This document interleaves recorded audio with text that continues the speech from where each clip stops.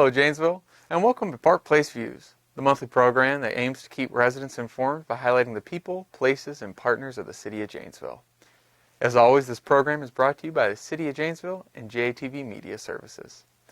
I'm your host, Nick Faust, and I'm the Communications Specialist in the City Manager's Office. On last month's episode, we welcomed Kelly Bedessem, the City's Housing Services Director. As the City works to ensure all of our neighbors have access to safe and affordable housing, it was terrific to have Director Bedessem on the show to speak more about those efforts. If you're interested in viewing that episode or any past episode of Park Place Views, they're all available to watch on demand on the City's website and on JATV's YouTube channel. Today I'm looking forward to being joined by Dave Botts, the City's Utility Director. With winter and the cold months back in Janesville, I'm excited to have Director Botts with us to learn more about the city's water and wastewater utilities and all the work they do to keep our faucets running and our toilets flushing. But first, a little more about Director Botts. Dave has been with the city since 2012 when he was hired in his current role. Before coming to Janesville, Dave served as the Director of Public Works for the City of Beloit for 13 years. Before serving in that role in Beloit, Dave spent 7 years with the city's engineering department and 10 years as a practicing engineer in the private sector. Dave holds a B.S. in Civil Engineering from Southern Illinois University and a Master's in Public Administration from Northern Illinois University. Thanks for joining us today, Dave. Thank you very much for having me. Well, before we get started, I thought I'd maybe give you a chance to tell the community a bit more about yourself. Well, as far as hobbies, golf is a big interest of mine. I enjoy playing golf as much as possible and trying to get out and do that. Enjoy the area golf courses. Not that good, but enjoy the game. Right. Other hobbies, I like to travel. Of course, that's been kind of curtailed a little bit, right? Lately. But I enjoy doing that with my wife and family. And then probably several years ago, took up scuba diving. Oh. And so, been to various places around the world scuba diving. So that's been a very interesting hobby. Really a wonderful hobby. You're a braver man than I think, in terms of that, but it's certainly got to be spectacular to see and visit those places. It is. Awesome. Well, Dave, it's once again winter in Wisconsin's Park Place, and the cold weather certainly isn't new to town, but maybe if you could share with residents, how does the utility division handle those extreme colds that we're starting to see? Well, we look at what the weather forecasts are going to be. We make sure that the staff are adequately supplied with the, tools and equipment they need to work. Because it really doesn't matter if it's 100 degrees out or negative 20. Right. We're still responsible for making sure that the utility operations function properly. Yeah. And so we got to make sure that staff are properly prepared to go out and deal with the situation, whatever it is, and take care of the business to make sure that we provide the service. Yeah, and I think, Dave, when we think about maybe the community's role in that, because there's certainly our residents play a role in keeping the utility system healthy, what can residents do maybe in the colder months to help prevent, I should say, those frozen pipe problems and stuff like that? Typically, we have a list of locations that have had problems in the past, and we'll send a letter out to them in November to remind them that it's getting cold. Monitor your systems and make sure that you're keeping your pipes warm. Right. People with crawl spaces, or if you have plumbing on outside walls of your house, you want to leave cabinet doors open if you're going to be extreme cold for a period of time. And if you need to, you can let your water drip a little bit. Running water tendencies not to freeze as easy as still water. And so that's what we try to work with the property owners that we're aware of. But we send out press releases to try to remind people to make sure that they keep their places warm. Yeah, and we think about keeping our pipes warm, disconnecting hoses, stuff like that. On the back end of that, though, we also have our wastewater treatment plant. How does the winter weather, if it does, impact those facilities or that facility? Well, it does have an impact. I mean, the facility's primarily outside, and so the staff have to be prepared to dress properly for the conditions, and they have to be outside, monitoring the process to make sure that the mechanicalness of it is operating properly. So they just have to be careful out there, and still have to do the same work you do in the summertime to make Yeah. sure that the facility operates properly. Functions, right. And I'd be, I think, remiss, Dave, not to also inquire about another major external factor, and that's COVID-19. How financially or operationally has the pandemic really affected our utilities efforts? It really hasn't had a big impact on us. I mean, obviously that the staff needs to be concerned about, bringing the virus into the operation. We're very, conscious on making sure that, everybody's wearing the proper PPE. Right. And, because if you lose staff, you lose people who can run the operation. So, other than that, really haven't had much of an issue with it.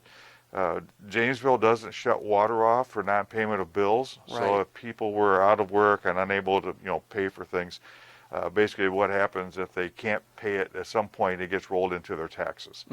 So, we don't shut water off. Yeah, and that's nice to hear, because we know financially many in our community have been impacted, and water being necessary to all things we do, it's good to hear that the utility works with folks on that. And I think shifting back then to the water side of things, I'm sure our viewers can all appreciate the importance of safe drinking water, and at the risk of maybe sounding a bit trite, it's kind of the foundation of a healthy community.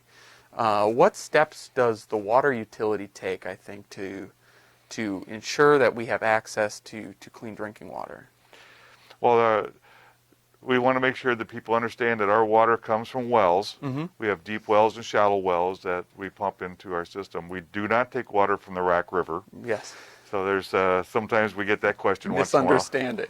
But so we pump our water into a reservoir. In those reservoirs, we add chlorine and fluoride to the water, and then it's pumped out to the system. On a daily basis, we're out in the system taking water samples to make sure that as water goes out into the system, it meets all the requirements for safe drinking water. Because we sample at various locations, and those samples are reported to the state, so that everybody, we know that the water's safe. Yeah, a process of continual effort and monitoring to make sure that it's always going to be safe for folks. And I think something maybe on everyone's mind following, the crisis we saw with water in Flint, Michigan, is lead pipes. And the city has never experienced issues with lead contamination. However, I do understand that we're being proactive in removing those remaining private water lead services in town. Can you walk us through that project? Certainly. It's like you said, that has been a big crisis throughout the country. So the federal government made funding available to the states to use for private lead service replacement. The city has actively been pursuing that funding now for several years, and right now I can say that we've removed all the active private side lead services in the community. Wonderful. That was completed yet this year using private plumbers, did all that work. And, we worked with all of our residents to get that accomplished. And now we're going to continue to try to get funding to remove additional iron services that were once connected to lead. That's kind of the next phase of the project. And so we've applied for more funding to do that. So long as the federal government and the state pump money into this, type of activity, we're going to pursue it. Because, if it's money that's available to do it, the private property owner does not have to pay for it then. That's awesome, and good to hear that those efforts continue, and wonderful to hear that the city is maximizing those federal and state dollars to accomplish that task. And on the topic of water safety, kind of a significant threat I think viewers may have heard around the state is Pfas contamination. And as I understand, PFAS is a manufactured chemical found in nonstick cookware, waterproofed items, firefighting foam.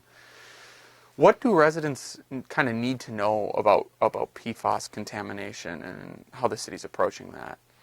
Well, when it first came out, we ran tests of our water that we draw from the wells and found that we had no detection of the PFAS chemicals that were tested for at the time. So we think we're in pretty good shape. All the industries in our area that may have used PFAS in the past, that practice was eliminated a number of years ago. The only probably active participant that may be contributing PFAS to the water would be the landfill. Yep. And so, we'll be monitoring that type of stuff. So at this point, we feel pretty comfortable that we're in very good shape with that. Good. And not something that we're going to be really exposing people to or worried about, but we continue to monitor it. Yeah, those efforts continue, and I think that kind of underscores the processes, that we have in place to protect and deliver clean water, and that takes a tremendous amount of effort and energy. But one accomplishment I wanted to highlight this past year in the utility was the installation of AMI, or Automated Meter Reading Infrastructure. Could you give us an overview maybe of that new technology and how it doesn't not only benefit the utility but also our customers? Well, in the past, when we were reading meters, manually or even with a computer tablet, we were reading that meter once every 3 months. So if someone had a leak in their house, typically you'll have an opportunity for a toilet that runs, Yep. or like a water softener that continues to regenerate, or even a water heater that's leaking, or something that's leaking in your house. We don't detect that high volume of water usage until you get your next bill, which could be 3 months later. Yeah. And by then, that dollar amount could have really added up. What this does now, this technology will allow us to read that meter every hour. Mm-hmm. And if we see something where water usage goes up and stays constant for a period of time, it will indicate to us that there's a potential leak at that location. Yeah. And then we can notify the property owner and say, hey, you need to check something. We believe that you're using water at a not normal rate, and so that you need to check it out. And so that's where it's going to come back and help the customers. Yeah. And with that, it'll help our water pumpage. Mm-hmm. If we can avoid sending water to somebody that's not intended for use. Yeah. Then we can try to reduce that, how much we have to produce, as well as how much people have to be responsible for paying for it. Because once it goes through the meter, Yep. property owner is responsible for that. Yeah. Yeah. So conserving not only water but saving property owners money, and so that's wonderful. And I think kind of off of that, Dave, I know the utility also has a water conservation rebate program. And that incentive program encourages residents to replace inefficient fixtures with new, more environmentally sound devices that preserve water. Could you explain maybe that program to viewers and what other ways maybe they can play a part in conserving our water supply? Well, what we do now is our rebate program, like you mentioned. We'll offer a $25 rebate for replacement of like shower fixtures and faucets, and a $50 rebate for replacement of toilet fixtures that are WaterSense approved, WaterStar approved, or EPA approved, fixtures that use low volumes of water. Yeah. It kind of defeats the purpose of really promoting water conservation, because we're in the business to sell water. Yeah. But now we're telling people to try to use less water, which is important to do, because we want to make sure that we have enough water to last the community for basically ever. Yep. And so conservation is a very important thing we try to encourage. Yeah, ensuring future generations to come that important access to water. And we all certainly have a role in that process, but I think then on the flip side of the coin, so to speak, the city's wastewater utility helps deal with all the water on the opposite end of that process. And that team plays a critical role in protecting Janesville's environment and likewise our community's physical and economic health. Could you maybe give us a more extensive overview, I should say, understanding of what happens, when water goes down the drain or we flush our toilets? What happens is, every house has a sewer lateral that comes out to a main out in the street or out near the property. From then it flows, through that collection system of sewer lines until it comes out the treatment plant, and they vary in size. We go from, probably 4-inch, 6-inch, all the way up to the pipe that goes along the river to the treatment plant. It's a 72-inch sewer. And, we have to monitor those for condition. We clean them on a regular basis. And so making sure that that collection system operates properly. Yeah, yeah. And then all 300 miles or so of those mains, that infrastructure comes to the wastewater treatment plant over on the river. And the process of remediating wastewater before it's returned to the Rock River takes a ton of people power, a lot of energy, and rectifying any issues at really all hours of the day, because we know wastewater doesn't take time off. And how does the utility division handle those critical maintenance tasks and emergency repairs to keep things working? Well, we're available, 24/7, 365. Mm-hmm. I mean, the plant operates all the time. The staff are well trained, and we've got a very good staff out there that really work hard to make sure that it's properly maintained and functions properly. We work on processes to make improvements Mm-hmm. to as technology changes and different things come online to help us, clean the water better. Yeah. We take advantage of those, and we put money aside each year to have money available to upgrade the plant as needed. Right. And so, it's a tricky process, but the Yeah. staff are well trained and they make sure that it functions properly. Yeah, they get it done. Ongoing 365. And I think one thing that maybe I know I kind of overlook in that whole process is the function of the wastewater treatment plant's lab. Folks in that lab do a ton of work to make sure all of our effluent or water leaving the plant is environmentally sound and meets all the various requirements to keep really the Rock River and our community healthy and safe. Could you give us an idea maybe of all the kind of testing the lab does, even outside of the process control? Because I understand they even do pre-treatment work with some of the private facilities in town to keep everything healthy. We have basically 2 lab chemist staff members that manage that program. Mm-hmm. One guy works primarily with the pre-treatment program, where he works with 11 different of our industries around the city to make sure that what they discharge to our facility, isn't going to be something that's going to be harmful, Right. and it's going to have an impact on the plant operation. The other guy is primarily responsible for the making sure that the function of the treatment process is operating properly. Mm-hmm. So he's testing for pH, he's testing for ammonia. There's a biological oxygen demand, Mm-hmm. things he tests for. There's just a whole slew of tests that we have to do for our permit, Yeah. and we report all this information to the state to make sure that we're functioning properly. But from the results of his testing to determine that the plant is functioning properly. Right. And so if he sees something abnormal pop up, he reports that to the operations staff, and then those guys try to figure out what they need to do Right. to correct what's happening with that Yeah. part of the plant. Continuous feedback to kind of make sure that 24/7 piece of infrastructure is functioning. And when we think about that testing component of wastewater treatment, something maybe the community learned a bit more in January is our utility participates in a statewide COVID-19 surveillance program that tests influent wastewater to better understand the spread of the virus in our community. What is that program all about, and how does that work? Well, we were approached by the state because we're the biggest treatment plant in the county, Mm-hmm. and basically we grab 2 samples a day, twice a week, and send those off to the state lab, and then they take that information and evaluate it and try to determine what's going on in the community based on what they see in the water samples. Wow, and that is fascinating, because I don't think people often maybe conventionally think about that as a way that we can actually see the spread, and sometimes before the actual results or the physical test numbers go up, we can see that right in our influent. And cool to hear that the utility participates in that program. And another point of interest, I think, is the utility mitigating phosphorus levels in our wastewater.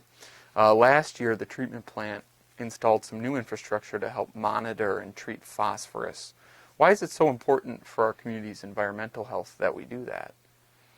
Part of our permit has various limits of what we can discharge to the Rock River, and to try to clean up the receiving waters around the state has been very aggressive on the amount of phosphorus that gets discharged. Our permit went from 1.0 milligrams per liter down to 0.1 milligrams per liter. And so it was a substantial decrease in what we can discharge. So Yeah.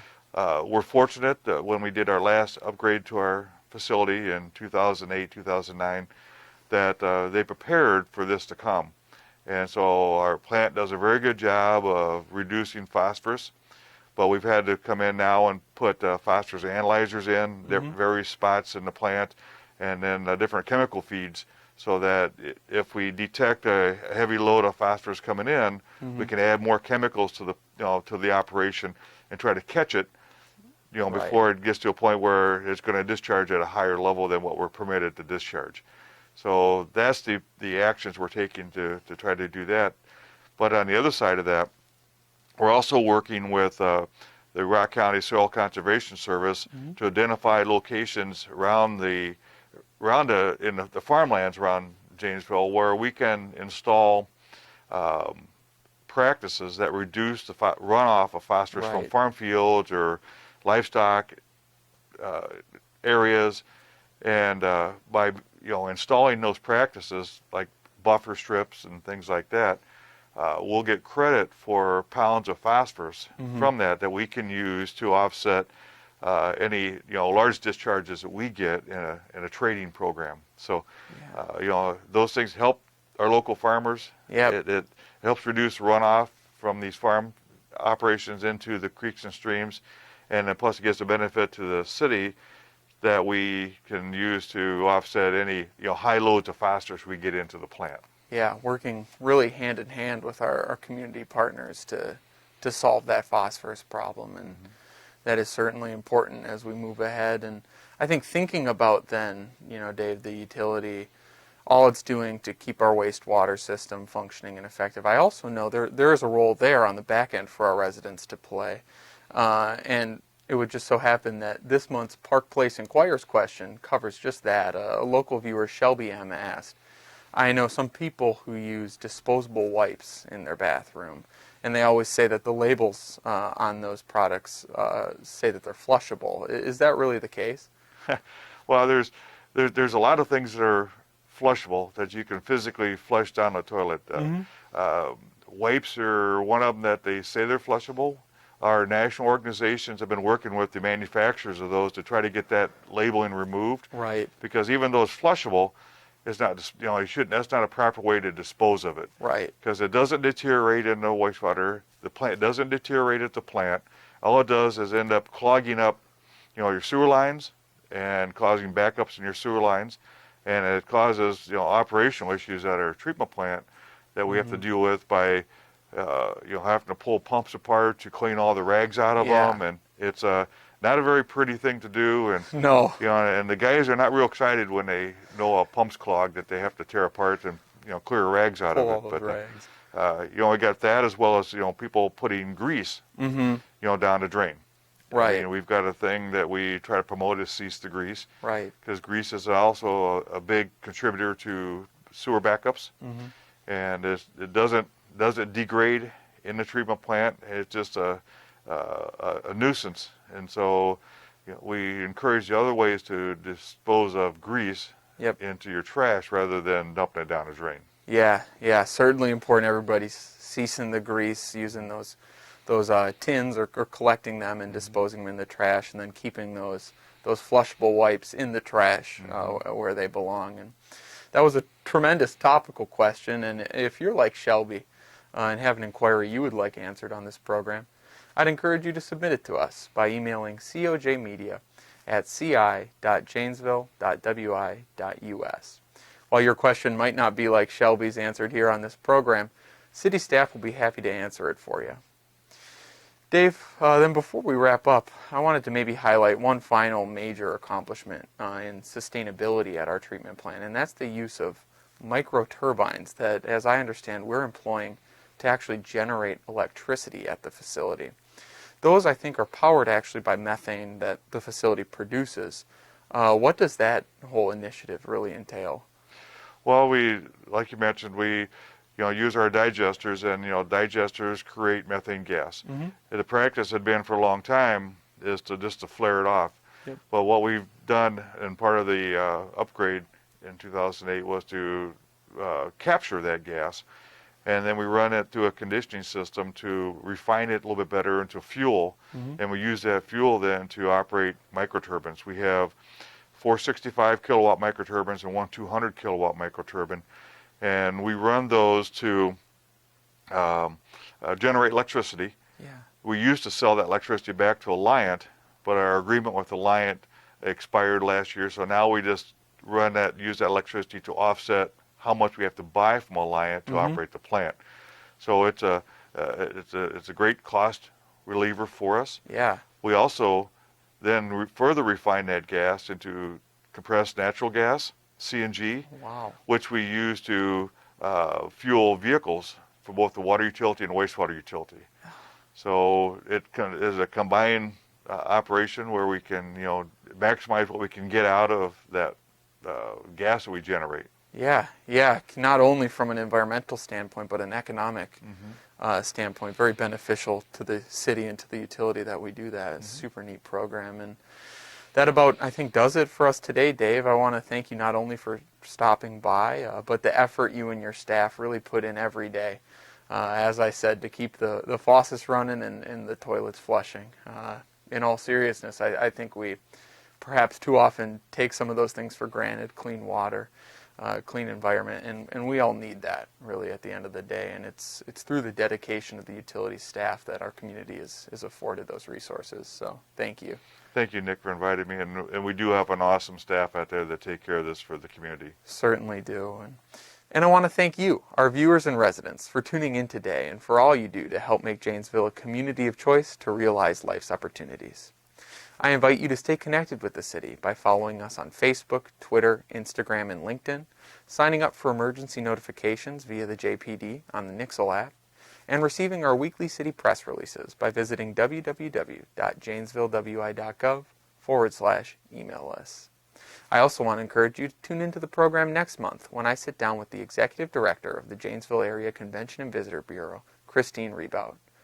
A true rock star of our community, I'm excited to have Director Rebout join us to discuss what truly makes Janesville a fantastic place to stay, play, and explore. For Park Place Views in the city of Janesville, I'm Nick Faust. Thanks for tuning in, and we'll see you again next month.